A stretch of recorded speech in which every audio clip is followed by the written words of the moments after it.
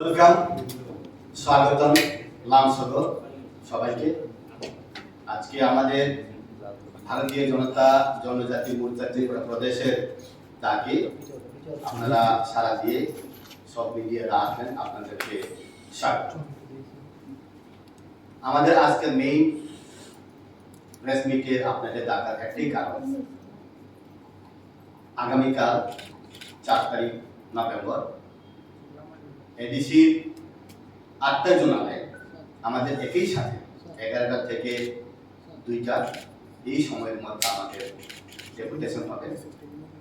গত 19 তারিখ অক্টোবরে 44টা সাব জোনালে যে আমরা ডেপুটেশন দিলাম, ওইটার নিরিখে আবার 4 তারিখ আগামীকাল আমরা ডেপুটেশন দেব। যে আমরা চার্জশিট দিয়েছিলাম, যে কারণগুলো আমরা দিয়েছিলাম, এখন আমরা এডিসি প্রশাসন থেকে সদুত্তর পাইনি।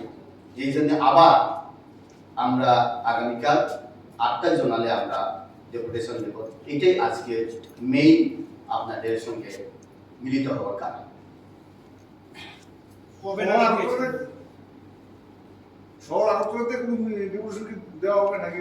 শহর আগরতলাতে কোনো জোনাল অফিস নেই।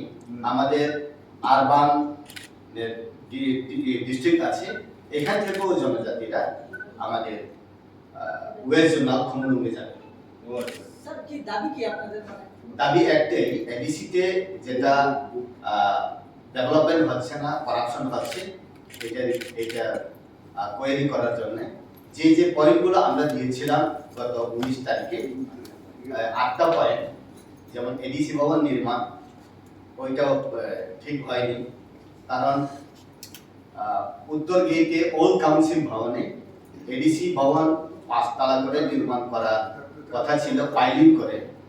এটা নীতি আয়োগের টাকা, ওইটা এডিসিতে মথা প্রশাসনে আসার পর ওই যেটা কনস্ট্রাকশন হওয়ার যেটা প্রসেস ছিল, ওইটা ডাইভার্ট করেছে। ডাইভার্ট যদি করতে হয়, ওই নীতি আয়োগের টাকা যদি ডাইভার্ট করতে হয়, চিফ সেক্রেটারির সঙ্গে পরামর্শ করে ডাইভার্ট করতে হয়। কিন্তু এই টাকা কোন জায়গাতে খরচ করা হবে এখনো কোনো ব্ল্যাক এন্ড হোয়াইট রিপোর্ট পাইনি। এইটা আর বিভিন্ন জায়গাতে আমরা দেখলাম, খেরাঙ্গা হসপিটাল নির্মাণ থেকে শুরু করে কম্পিউটার ডিস্ট্রিবিউশন করার জন্য যেটা টেন্ডার হয়েছিল, এইগুলা শুরু করে রাবার প্ল্যান্টেশনের যেটা করাপশন, ওইগুলা শুরু করে প্রত্যেকটা ডিপার্টমেন্টের প্রত্যেকটা হেড আমাদের এখানে 8টা পয়েন্ট আছে। গত 19 তারিখেও যে পয়েন্ট, এই পয়েন্ট আমরা আবার রিপিট করছি। এই জন্যই 4 তারিখে আমাদের গণতান্ত্রিকভাবে সুষ্ঠুভাবে আমরা ডেপুটেশন দেব 8টা জোনালে, 8টা ডিস্ট্রিক্টে। ভিলেজ কাউন্সিল নির্বাচন নিয়ে কি আপনারা কোনো ধরনের ডেপুটেশন আন্দোলন, যেহেতু এখনো ভিলেজ কাউন্সিল নির্বাচন হয়েছে? ভিলেজ কমিটি নির্বাচন টোটালি ডিপেন্ড করে ইলেকশন কমিশনের উপর।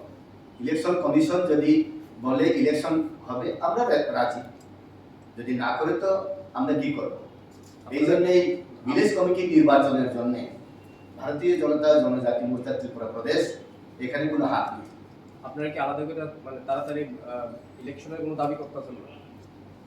হইলে তো ভালো না, আপনারা যদি দাবি আছে কি, সংগঠনের কোনো দাবি আছে কি? কারণ অনেকদিন যাবত ভিলেজ কাউন্সিলগুলি নির্বাচন ছাড়া প্রশাসনিক আধিকারিক দিয়ে চলতেছে। জনজাতি মোর্চার কোনো পার্টিকুলার ডিমান্ড নেই। রাজ্য কমিটি, মাদার সংগঠন যেটা বলবে এটাই আমরা মানি।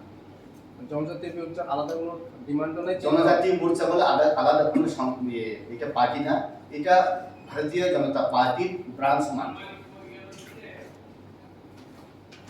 মানে নতুন করে আবার জয়েন করলেন বিজেপিতে, এখন আপনাকে কোনো পদ দেওয়া হয়েছিল?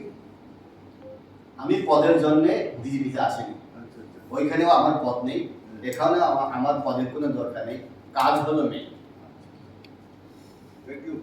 আচ্ছা, in connections with the Zonal Deputation on tomorrow, and the media will be briefed by our Vice Director Sri Bidyot Debormaji, and with us today Janjati Morcha State President Vikas Deborma and myself David Deborma, General Secretary Janjati Morcha, and I would like to request Adharaniya Bidyot Debormaji to brief this media. Thank you.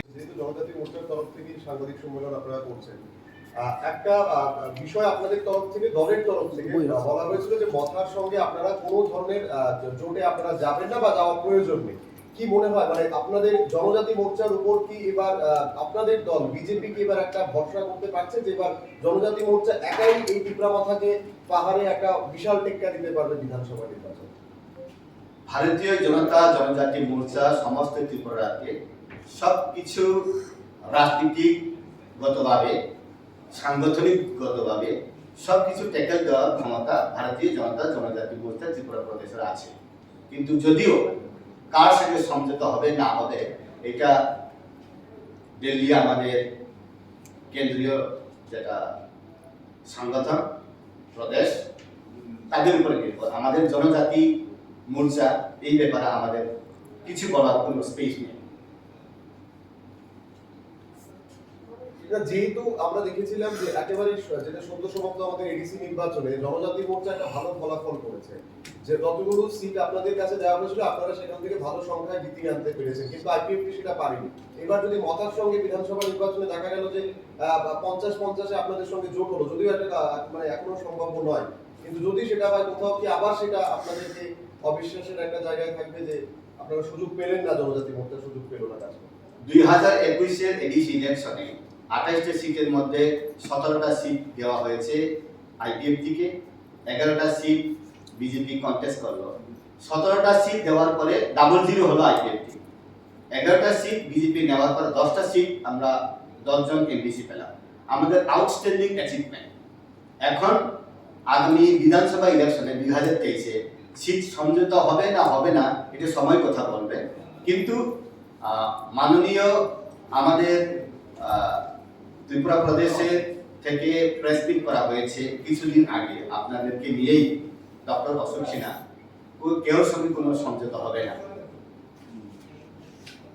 আপনারা বুঝলেন, যেহেতু এটা ত্রিপুরা প্রদেশ থেকে বলা হয়েছে press meet করে, definitely কেন্দ্র থেকে ইশারা পেয়ে কেন্দ্রের আশীর্বাদেই এটা বলা হয়েছে।